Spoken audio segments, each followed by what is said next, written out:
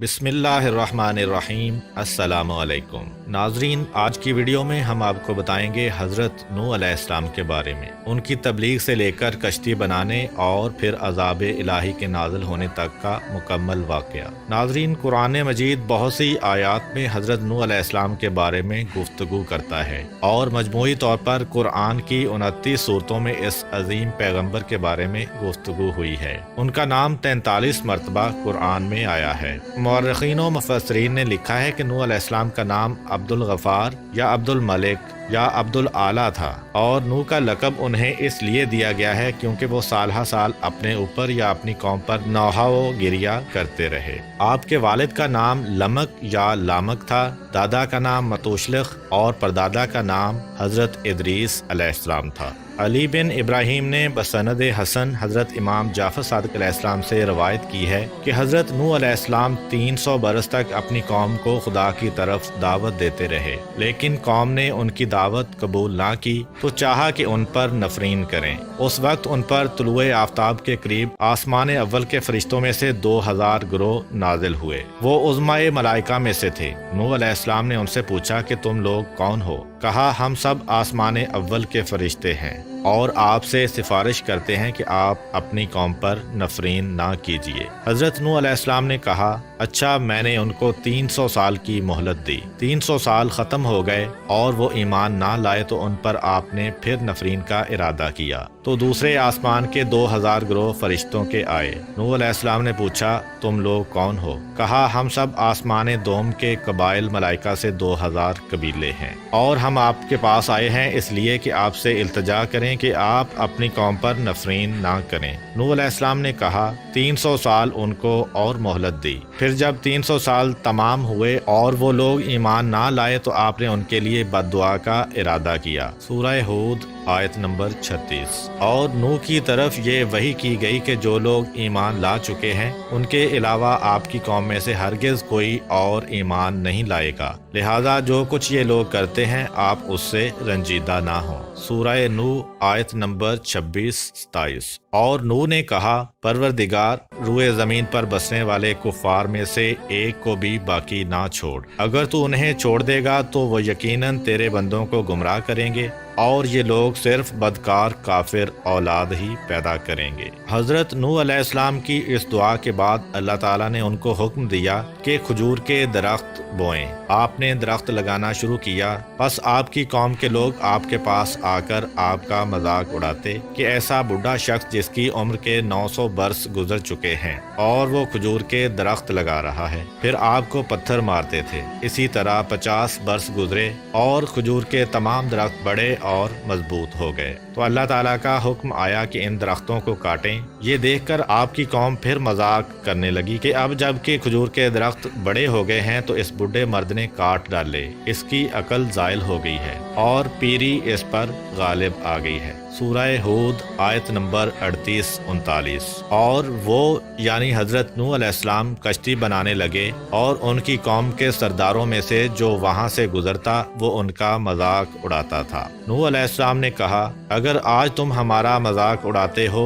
تو کل ہم تمہارا اسی طرح مذاق اڑائیں گے جیسے تم مذاق اڑاتے ہو۔ ان قریب تمہیں علم ہو جائے گا کہ کس پر وہ عذاب آتا ہے جو اسے رسوا کر دے گا اور کس پر ہمیشہ رہنے والا عذاب نازل ہوگا۔ اللہ تعالیٰ نے حضرت نوح علیہ السلام کو کشتی بنانے کا حکم دیا اور جبرائیل علیہ السلام کو ان کی تعلیم پر مامور فرمایا۔ غرض کہ نوح علیہ السلام نے کشتی بنانا شروع کیا۔ اس کی لمبائی 1200 ہاتھ، چوڑائی 800 ہاتھ اور اونچائی 80 ہاتھ تھی۔ ایک ہاتھ سے مراد کوہنی سے لے کر درمیانی انگلی کا آخری سرا ہوتا ہے اور یہ تقریباً آدھا میٹر ہوتا ہے۔ اس طرح کشتی کی لمبائی تقریباً 600 میٹر، چوڑائی 400 میٹر اور اونچائی 40 میٹر تھی۔ حضرت نوح علیہ السلام نے عرض کی، خدا بندہ، کشتی بنانے میں میری کون مدد کرے گا؟ خدا نے وہی فرمائی کہ اپنی قوم کے درمیان اعلان کرو کہ جو شخص کشتی بنانے میں میری مدد کرے گا اور اس کی کوئی چیز تراشے گا تو جو کچھ تراشے گا وہ چاندی سونا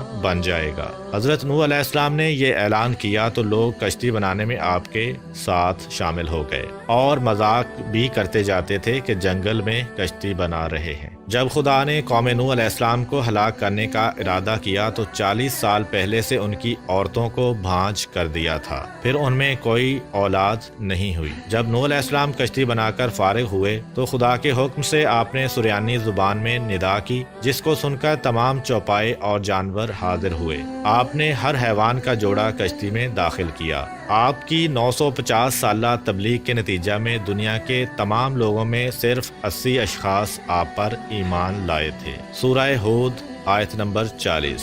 یہاں تک کہ جب ہمارا حکم آ گیا اور تنور سے پانی ابلنے لگا تو ہم نے کہا، اے نوح، ہر جوڑے میں سے 2 کشتی پر سوار کرو اور اپنے گھر والوں کو بھی سوائے ان کے جن کی بات پہلے ہو چکی ہے، اور ان کو بھی سوار کرو جو ایمان لا چکے ہیں، اگرچہ ان کے ساتھ ایمان لانے والے بہت کم تھے۔ کشتی مسجد کوفہ میں تیار کی گئی۔ جب وہ دن آیا جس روز خدا ان کو ہلاک کرنا چاہتا تھا، نوح علیہ السلام کی زوجہ تنور میں جو مسجد کوفہ میں مشہور ہے روٹی پکا رہی تھی، اور نوح علیہ السلام کشتی میں اس جگہ جو جانوروں کے لیے مقرر تھی ان کی چیزیں جمع کر رہے تھے۔ اسی دوران زوجہ نوح علیہ السلام نے آواز دی کہ تنور سے پانی ابل رہا ہے۔ نوح علیہ السلام نے آ کر تنور پر کچھ مٹی ڈالی اور اس پر مہر لگائی کہ پانی باہر نہ آئے، اور جا کر تمام جانوروں کو کشتی میں داخل کیا۔ پھر تنور کے پاس آئے اور مہر توڑی اور مٹی ہٹا دی۔ آفتاب چھپ گیا اور بجائے اس کے کہ قطرہ قطرہ پانی برسے،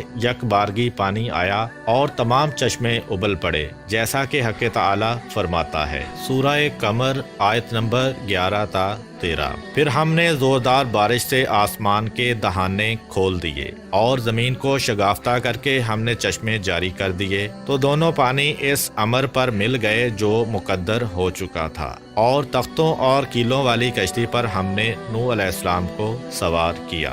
اللہ تعالیٰ نے حضرت نوح علیہ السلام سے فرمایا کہ کشتی میں سوار ہو جاؤ۔ کشتی کے چلنے اور رک جانے کے وقت خدا کے نام کے ساتھ نجات کی دعا کرتے رہنا یا بسم اللہ کہتے رہنا۔ غرض کشتی حرکت میں آئی اور نوح علیہ السلام نے اپنے کافر بیٹے کو دیکھا جو پانی میں کھڑا ہوتا اور گرتا جاتا۔ فرمایا، بیٹا ہمارے ساتھ کشتی میں سوار ہو جاؤ اور کافروں کے ساتھ مت رہو۔ اس نے کہا، یعنی جلد پہاڑ پر چڑھ جاتا ہوں اور وہاں پناہ لیتا ہوں، وہ مجھ کو پانی میں ڈوبنے سے محفوظ رکھے گا۔ نوح علیہ السلام نے فرمایا، آج خدا کے عذاب سے کوئی بچانے والا نہیں ہے مگر وہی بچ سکتا ہے جس پر خدا رحم فرمائے۔ پھر نوح علیہ السلام نے کہا، پالنے والے، یقیناً میرا بیٹا میرے اہل سے ہے، اور بے شک تیرا وعدہ سچا ہے، اور تو تمام حکم کرنے والوں سے بہتر حکم کرنے والا ہے۔ حق تعالیٰ نے فرمایا، اے نوح علیہ السلام، وہ تمہارے اہل سے ہرگز نہیں ہے جن کی نجات کا میں نے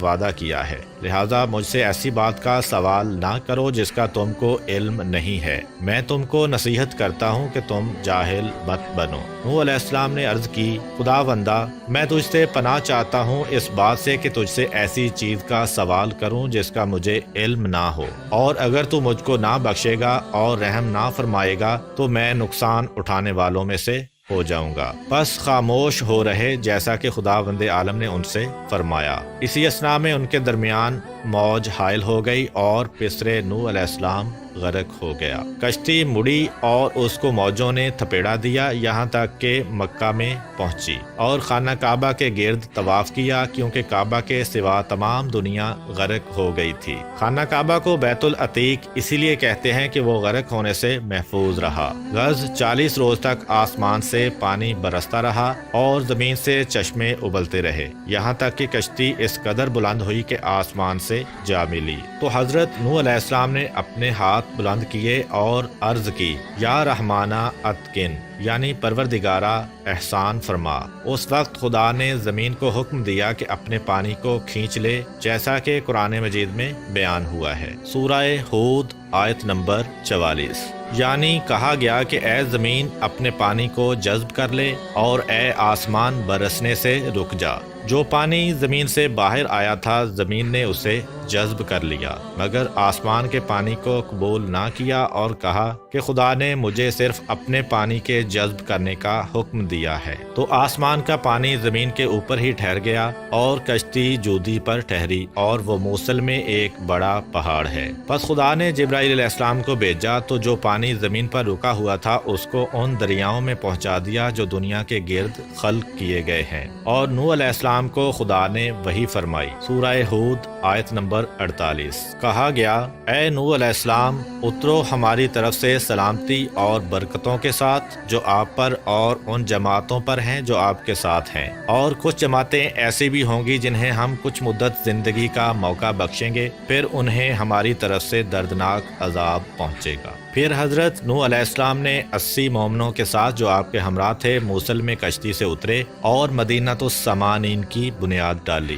حضرت نوح علیہ السلام کے 3 بیٹے سام، حام اور یافس بھی ان کے ہمراہ کشتی میں سوار تھے۔ مورخین کا نظریہ یہ ہے کہ کرۂ زمین کی اس وقت کی تمام نسل انسانی کی بازگشت انہی تینوں فرزندوں کی طرف ہے۔ ایک گروہ حامی نسل ہے جو افریقہ کے علاقہ میں رہتے ہیں، اور دوسرا گروہ سامی نسل ہے جو مشرق وسطیٰ میں رہتے ہیں، اور یافس کی نسل کو چین کے ساکنین سمجھا جاتا ہے۔ چونکہ طوفان نوح کے بعد نسل انسانی حضرت نوح علیہ السلام کے فرزندوں سے آگے بڑھی، اسی سبب سے حضرت رسول خدا صلی اللہ علیہ وآلہ وسلم نے فرمایا کہ نوح علیہ السلام 2 پدر میں سے ایک پدر ہیں، یعنی حضرت آدم علیہ السلام کے بعد تمام انسانوں کے باپ ہیں۔ اسی وجہ سے حضرت نوح علیہ السلام کو آدم ثانی بھی کہا جاتا ہے۔ روایات میں آیا ہے کہ حضرت نوح علیہ السلام کی کشتی پورے 6 ماہ سرگرداں رہی۔ یہ مدت ابتدائی ماہ رجب سے لے کر ذی الحج کے اختتام تک تھی۔ ایک اور روایت کے مطابق 10 رجب سے لے کر روز عاشورہ تک کشتی پانی کی موجوں میں سرگرداں رہی۔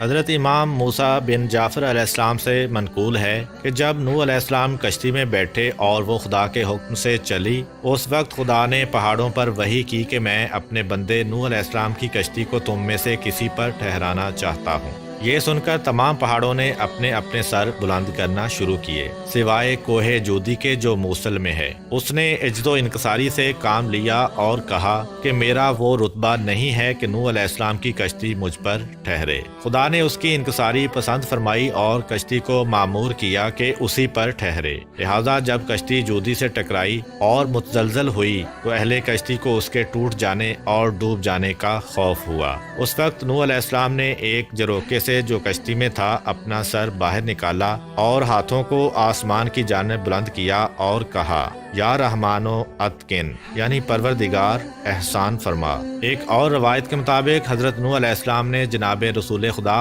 اور ان کی آل کا واسطہ دے کر اللہ تعالیٰ سے دعا کی تھی۔ بہت سے مفسرین نے کہا ہے کہ کوہ جودی جس کے کنارے کشتی نوح علیہ السلام آ کر لگی تھی اور جس کا ذکر قرآن میں آیا ہے، وہ وہی مشہور پہاڑ ہے جو موصل کے قریب ہے۔ بعض دوسرے مفسرین نے اسے حدود شام میں یا آمد کے نزدیک یا عراق کے شمالی پہاڑ سمجھا ہے کہ یہ وہ پہاڑ ہے جو موصل اور الجزیرہ کے درمیان ہے۔ الجزیرہ شمالی عراق میں ایک جگہ ہے اور یہ الجزائر یا الجزیرہ نہیں جو کہ آج کل مشہور ہے۔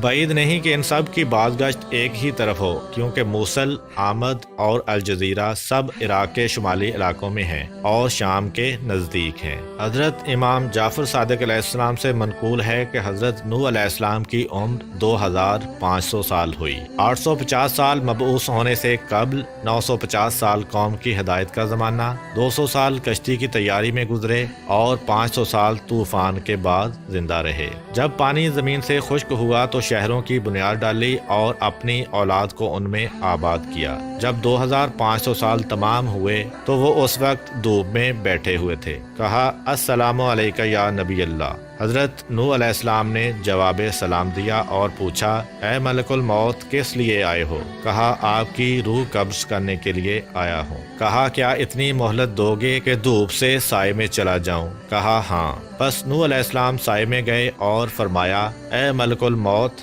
دنیا میں میری زندگی کی مدت دھوپ سے سائے میں آنے کے مانند تھی۔ اب جو کچھ تم کو حکم دیا گیا ہے بجا لاؤ۔ ملک الموت نے حضرت نوح नूह अलैहिस्सलाम की रूह मुक़द्दस कब्ज़ कर ली। उम्मीद करता हूँ कि आपको आज की वीडियो पसंद आई होगी। अगर आपको हमारी वीडियो पसंद आई है तो वीडियो को लाइक करें और अपने दोस्तों के साथ शेयर भी करें। मिलते हैं इसी तरह की एक और इंफॉर्मेटिव और इस्लामिक वीडियो के साथ, तब तक के लिए इजाज़त